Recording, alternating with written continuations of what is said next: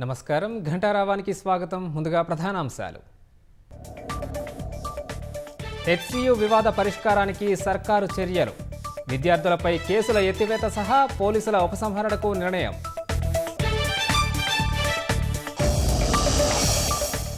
దిల్సుఖ్ నగర్ జంట పేలుళ్ల కేసులో ఇవాళ హైకోర్టు తీర్పు. ఇప్పటికే 5 నిందితులకు ఉరిశిక్ష వేసిన ఎన్ఐఏ కోర్టు. కామారెడ్డి జిల్లాలో కల్లోలం రేపిన కల్తీ కల్లు. ఆసుపత్రిలో 58 మందికి చికిత్స, 2 పరిస్థితి విషమం.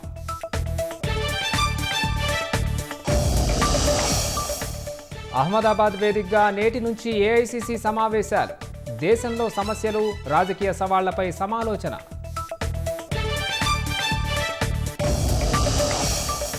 అమెరికా చైనా మధ్య ముదిరిన వాణిజ్య యుద్ధం. డ్రాగన్ దిగిరాకుంటే మళ్లీ సుంకాలు పెంచుతామని ట్రంప్ హెచ్చరిక.